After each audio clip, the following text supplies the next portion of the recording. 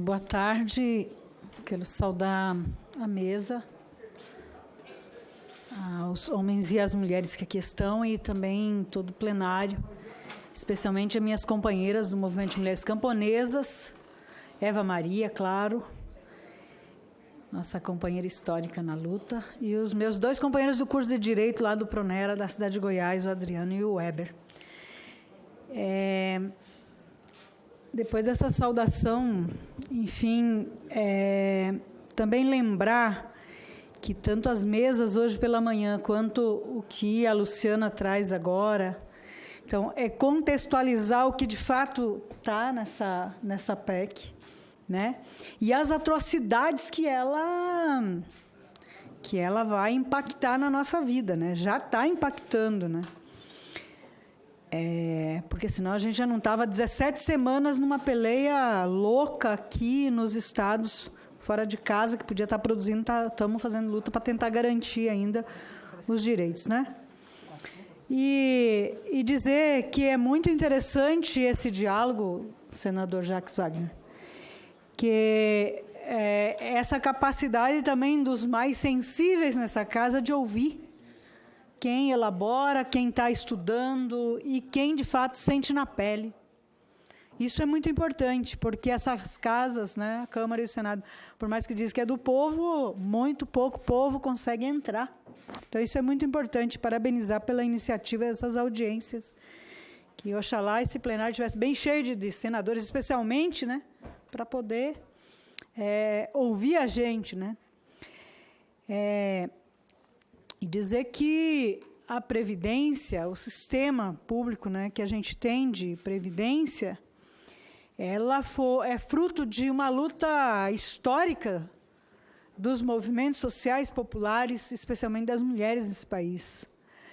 E a gente sabe o tanto que foi e é importante na vida nossa, na vida das mulheres. E aí eu gosto de dar o meu exemplo, sabe, Luciana? Eu sou uma agricultora hoje aposentada. Eu estou com 57 anos. Eu entrei hoje para fazer um curso de Direito, que vou para o 8º período, e eu digo a vocês, os primeiros 6 períodos que eu cursei sem aposentadoria era uma situação. Hoje, por mais que é um salário mínimo, é outra condição, como estudante. Então, assim, é real, é o que impacta na minha vida, na vida das minhas filhas e da população pobre. Então, e o sistema que a gente tem de previdência, ele teria, sim, de repente, que a gente fazer algumas mudanças, fazer algumas reformas, mas muito mais para inserir quem está descoberto nesse país. Porque nós temos muita gente pelas ruas, categorias que sequer são reconhecidas, que poderiam estar no sistema, poderiam estar cobertos também, poderiam estar contribuindo. E que, por falta de entender esse país, a gente acaba, de repente, não reconhecendo as diversas atividades que existem nesse país ainda, né? E que o sistema nosso é um dos melhores que a gente tem no mundo e que é exemplo para o mundo inteiro. E que muda, com certeza, as condições de vida. Ter uma aposentadoria, ter um benefício de pensão, especialmente nos momentos frágeis da nossa vida, seja de uma doença, seja no momento de maternidade, seja na velhice, o quanto que isso dá condições de alimentar melhor, de ter uma condição melhor de saúde, quer dizer, desincha o sistema de saúde, porque eu me alimento melhor, porque eu me cuido melhor, porque eu posso comprar um remédio. E ajuda nas moradias, nas condições da moradia, da educação, e aí na distribuição de renda. Porque se esse ministro da Economia pensa em gerar renda, a gente está dizendo que o que mais gera renda, especialmente manutenção da economia nos pequenos municípios, são os benefícios da Previdência. E é lá onde está a maioria do nosso povo que ganha salário mínimo. E é a principal política de distribuição de renda nesse país, e justa. E não é dar nada. É de fato, reconhecer o quanto a gente trabalhou e a gente contribuiu com esse país. E a gente está assistindo, desde de vários governos aí que têm tentado fazer reformas, como foi do Michel Temer, que eu fui uma das que fiz greve de fome, nós fizemos muita luta, e que a gente conseguiu estancar aquela sangria naquele momento. Mas parece que a gente vive com um punhal na nossa cabeça, que a todo momento essa reforma vem, e vem para quebrar cada vez mais nós, os pobres. Então, é um desconhecimento e é desumano da forma que esse Estado brasileiro está tratando, e que esse governo está tratando o sistema público de previdência social nesse país. E que os reflexos disso vai ser, de fato, jogar à margem da sociedade muito mais gente, muito mais pessoas perambulando pelas ruas, porque os impactos já no desemprego é grande. Então, não se consegue mais garantia de comprovação de contribuição. Portanto, com certeza, são menos gente que vão conseguir acessar benefícios. E essa reforma, nós olhamos que, por mais que na Câmara dos Deputados a gente conseguiu, de fato, retirar os rurais, mas a gente não está, assim, por completo, vamos dizer, satisfeitas, porque a gente sabe que dentro dessa PEC tem muitas pegadinhas. E uma delas foi, como você falou, que é o BPC, que é o impacto sobre o aumento da idade das mulheres, né? Então, assim, aí demonstra que, de fato, é um país que visa um caixa e favorecer cada vez mais os ricos, e que as mulheres são as mais atingidas. E desconhece a dupla, tripla jornada que as mulheres têm. Então, assim, e aumenta ainda mais a idade das mulheres, né? Então, assim, é preciso continuar na luta, dialogando, nas ruas e denunciando, porque essa reforma, ela é uma reforma que ela vem para quebrar a espinha dorsal de um sistema importantíssimo de seguridade social nesse país. E que abre, sim, pode ser que hoje os rurais ficaram fora, mas que a gente fique em alerta 24 horas, porque a todo momento tem algo mexendo na Câmara, no Senado, sobre as nossas vidas. Então, isso nos preocupa permanentemente, e a gente não descansa com isso. E dizer que a gente tem que buscar, sim, se tem déficit, não é nós. Não é nós, a classe trabalhadora, que deixa de pagar o pouco tributo que a gente faz. Nós, enquanto camponeses, a gente contribui com 2,3% da produção que a gente vende. Mas o agronegócio, por exemplo, ele é isento na balança comercial para a competição lá fora. Então, tem outros meios que está devendo, outros setores que devem, e que se passa, não se vê. Não se quer enfrentar, de fato, os principais devedores desse país. Cadê a taxação das grandes fortunas?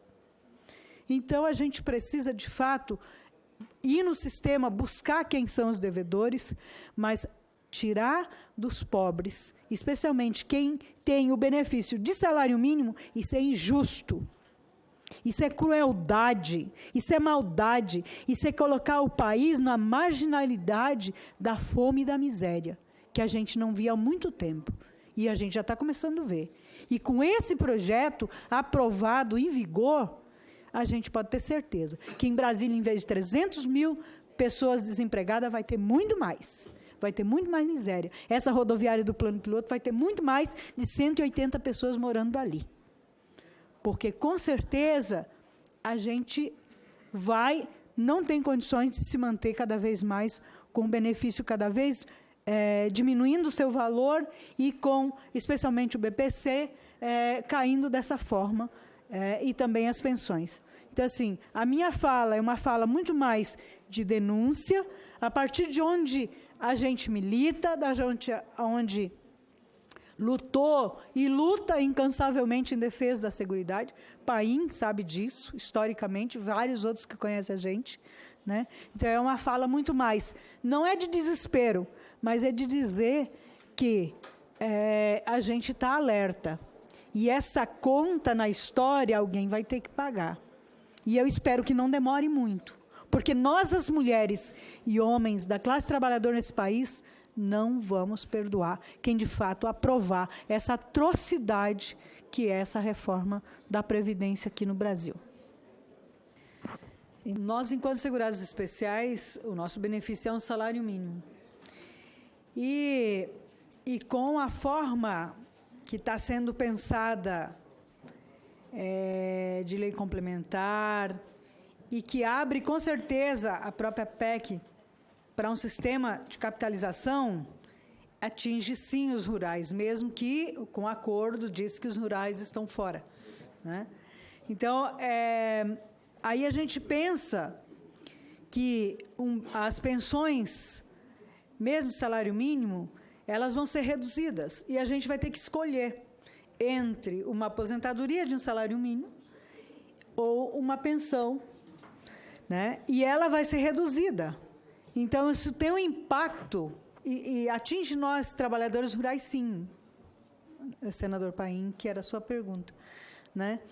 E aí é muito injusto, porque nós, enquanto trabalhadores rurais, quando se aposentamos, seja com 55 anos as mulheres e 60 os homens, a gente não para de trabalhar, porque um salário mínimo não garante a nossa sobrevivência, né? A gente continua produzindo, a gente continua trabalhando.